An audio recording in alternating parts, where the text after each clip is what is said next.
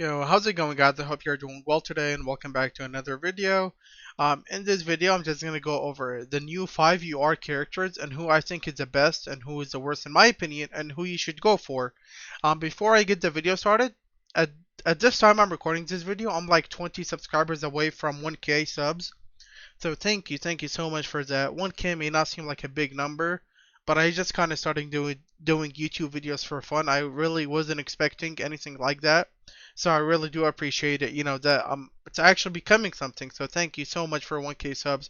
I seriously appreciate it. There's been so much love, support, and a bunch of good comments. So thank you so much. Now let's just go ahead and jump right into the video.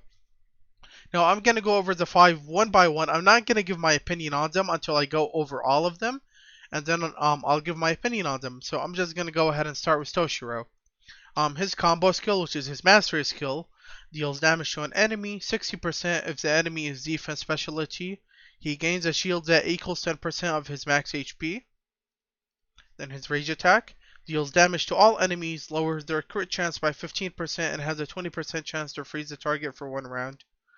Then his normal skill deals more damage to frozen enemies whenever allies deal critical damage, gain a shield equal to 25% of his attack. And then this is his bonds right over here. Now let's go over White Ichigo, since he should be coming in 2 weeks. So White Ichigo should be coming in 2 weeks. It is not 100% confirmed, but it should be coming in 2 weeks according to the game files. Like I said, not 100% confirmed, but it's like 95% confirmed that he will actually come. Now his combo skill right here deals damage to an enemy and has a 50% chance to silence the target for 1 round. For every DOT the target has, the damage will be increased by 10%. The skill has a bleach effect to the target for 2 rounds. Sorry, my Facebook notification just went off twice. Sorry about that. And then his rage attack deals damage to all enemies and has a 20% chance to silence the targets. This skill has a dual effect. When weapon is awakened, damage increases greatly in the next round, has a 100% chance to trigger mastery skill, and his dual effect, the fewer the characters, the higher the damage. For each character missing, damage dealt is increased by 10%.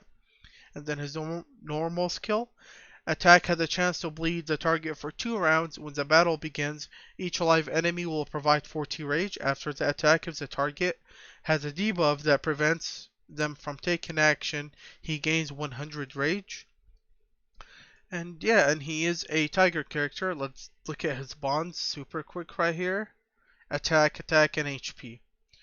And then let's go over Grimmjow right here. He is a tiger attacker. His mastery skill deals damage to an enemy and steals 5% of the target's attack and 10% of the target's crit chance for 1 round. This attack has the effect of execute.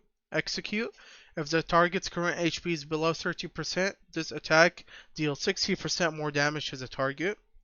His rage attack right here deals damage to an enemy and lowers the target's defense by 10% for 1 round. If this skill is a critical hit, Grimmjow launches a mastery skill as a follow-up attack on the target. And the target marked with one-on-one.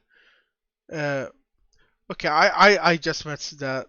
Okay, I messed it up really bad. Let's just read it again. I'm sorry. Deals damage to an enemy and lowers the target's defense by 10% for 1 round. If this skill is a critical hit, Grimmjow launches a mastery skill as a follow-up attack on the target that is marked with one-on-one, but the damage was reduced by 30%. And just take a look at this. His skill damage does almost 300%. So his rage attack damage is going to be seriously insane. And then his normal skill. When battle begins, Grimmjow marks a random enemy with one-on-one. When the target marked with one-on-one dies, Grimmjow marks the enemy with the least HP with one-on-one. One-on-one, when the enemy marked with one-on-one is alive, Grimmjow deals more damage to them and receives less damage from everyone else. Super good. Then I believe we got 2 more to go over. Yep. We got Shinji right here. Removes all of Shinji's debuffs. Then Shinji deals damage to an enemy and gains execute. If the target's current HP is below 30%, this attack deals 60% more damage to the target. And then his rage attack right here deals damage to an enemy column and then lowers the target's recovery rate by 50% for 2 rounds. If there is only one target, the target cannot receive healing for 2 rounds. There is a 20% chance to disorient the enemy for 1 round. And then his rage attack deals damage to a column of enemies, then lowers the target's recovery rate by 50% for 2 rounds. If there is only one target, the target cannot receive healing for 2 rounds. There is a 20% chance to disorient the target for 1 round. And then his passive skill, when Shinji is alive, the attack of the enemy back row decreases by 10% for the first 2 rounds, and the recovery rate of ally Visored increases by 20%, and he is a attacker Vermilion Bird. And then last but not least, we have Oki Aura right here. He is a Vermilion Bird tank. His combo skill deals damage to an enemy and heals Oki Aura for 10% of his max HP, deals 60% more damage to attack specialty characters. And then his rage attack deals damage to an enemy column and lowers the target's damage rate by 10% for 1 round. For every DOT the enemies have, Oki Aura recovers 10% of the HP he has lost. And then his normal skill right here, when Oki Aura is alive, the DOT effect of all allies increases by 40%. Also, he marks a random enemy with Pesquisa. I'm gonna go with Pesquisa. I'm pretty sure I'm saying it terribly wrong, but please correct me if I am saying it wrong. At the start of a battle and the start of every odd numbered round, if there is already a marked enemy, another one is marked. Okay, so that's all 5 right over here. Oh, and I don't think I went over the bonds of the other 2. So here's Oki Aura's bonds: HP, HP, and attack. It's nice that he has 2 HPs because he is a tank. And then Shinji's bonds right here: attack, HP, attack. And then White Ichigo: attack, attack, HP. Now, who is the worst one in my opinion? Okay, so when I say the worst one, they're obviously not bad. They're still super good. It's just they're the worst out of the 5. And I'm going to go ahead and say Toshiro, and here's why. Now, Toshiro is great, right? But the thing is he doesn't do anything special compared to all these new characters. Like his combo skill, you just deal damage and you get a shield. And his rage attack, you lower the crit chance, which is actually super nice, and you have a 20% chance to freeze. But if you compare these 2 skills to the new characters, it really doesn't offer much compared to the new characters. He does gain a lot of shields, so he can play as a damage dealer and as a tank, which is super nice. But other than that, he's just kind of like, there for no real reason. I don't know why Toshiro came out, because we already had one. I think he should have been someone else, but it's too late for that, obviously. But yeah, as a character, he's not the best. Like I said, he is good, but he just doesn't offer anything crazy. He is very basic compared to all these new characters. And okay, so how I'm gonna do this is I'm gonna go from worst to best. So the first ones I'm gonna say are, in my opinion, the worst ones. So from worst to best, I'm gonna go number 5, 4, 3, 2, 1. And then the one right after Toshiro, in my opinion, is going to be Shinji. Okay, so Shinji is super good, but he falls in the same thing with Toshiro. While he does really good, like he really debuffs healing. Like if your enemy has a healing team for whatever reason, he can perfectly destroy them because he debuffs a lot of the healing, and he also increases the healing of your visored characters, and he decreases damage of the enemy back row team, and usually the back row the damage dealers. But overall, once again, he does have a 20% chance to disorient the enemy, which is the same as Toshiro. Toshiro has a 20% chance to freeze, and Shinji has a 20% chance to disorient. And he does have a very nice talent as well. If you think about it, Shinji is actually pretty similar to Toshiro. Toshiro does attack all enemies, but Shinji only attacks a column. But either way, Shinji's still overall better because he gives some really nice buffs and also debuffs the enemies with some really good debuffs. Even though he doesn't do anything crazy or special like the other 3 right here, I still think he gets a higher rank than Toshiro in my opinion. And then right after Shinji, I think it's gonna go to Grimmjow. Now don't get me wrong, Grimmjow is seriously busted. Seriously busted, but the only reason I put him in the middle, like the 3rd one, it's just because he attacks one enemy. Now obviously if he attacks multiple enemies, he'll be stupidly broken. But Grimmjow is basically built to kill one by one, right? You kill one enemy and then you go to the next one. Grimmjow is just like is basically the new Aizen. He's the one who will absolutely destroy the enemy team one by one, and he also steals crit chance, which is something super new and nice. And he actually steals 10%. 10% is quite big for a crit chance. So Grimmjow is actually super nice. I definitely pick him up, but just always keep in mind that he's a single damage dealer. Like in squad boss, he's gonna absolutely destroy the squad boss. He's gonna do a stupid amount of damage. And his one-on-one is another super great skill. So that's why I put Grimmjow in the middle. I would rank him higher if he attacked multiple enemies, but at the same time, he'd be way too broken if he did attack multiple enemies. But Grimmjow is super great. I definitely recommend him if he works with your team. And then the next one right after Grimmjow is going to be White Ichigo. White Ichigo's super good, right? He has a chance to silence.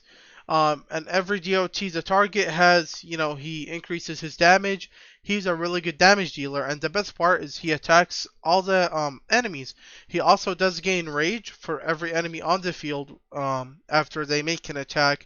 So overall, he can rage pretty early compared to other characters. He can get more rage attacks out, and he deals really high damage because he can increase his damage quite a lot. Like I believe he gets 10% for every character that dies for each. Okay, so for each character missing, he gets an extra 10% damage increase, which is super high. Because if you're going second and like the enemy kills one on your team, that's already 10%. If you're going first, he cannot rage attack first unless you have an Asura War Soul. So if you can like kill one or two from the enemy, he's gonna be at 20% when his rage attack comes. So he is super good, and his talent is actually not bad. Most of the characters that are being used in the teams right now are male, so that 2% attack increase is a decent talent. But overall, he's just super good. He attacks all enemies, and if you awaken his weapon, it's even better because he gets a guaranteed mastery skill next round. But overall, he's just an AoE damage dealer, and that's super nice. Like I said, I would put Grimmjow over him, but just because he can kill more people than Grimmjow, that's why I have him above Grimmjow. But him and Grimmjow are literally like the same in my opinion. It's just one of them does damage to all, and one of them does damage to a single enemy. And now, in my opinion, the best character out of all of them is going to be Oki Aura. He is a tank. But something that's really interesting about Oki Aura is he's a tank who has 200% on his kill damage for some reason. He attacks an enemy column and he does 200%. Now let's look at Shinji, who also attacks an enemy column but only does 130%. I don't know if this is a bug or what, but that means not is he only a tank, but he can put out seriously high amount of damages. He also increases the DOT of your whole team, which is really big. And then he heals so freaking much. That's what's going to make him insane. He has lifesteal, and he has heals. So I don't even know how you're going to kill him. Like, if you play against a decently built Oki Aura, I honestly cannot see him dying at all. I really want him to come out so I can actually test him out. While Oki Aura seems seriously interesting and powerful, it's just because he heals for a really big amount of damage. Now, he is a bird, but that doesn't matter. Like, there's a lot of good new birds, being Shinji, Hiyori right here, and a couple of others. So him being a bird is not that big of a deal. But I'm really interested in Oki Aura, man. He seems seriously busted. Lifesteal plus healing. And when I say healing, he doesn't heal like Shinsui every mastery skill or rage attack. He heals himself in many more situations. So Oki Aura seems like the busted character right now.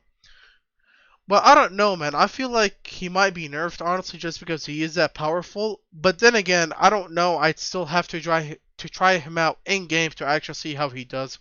But going based off of stats and skills, I think he is probably the best one in my opinion. And this is just my opinion. Now, finally, who should you go for?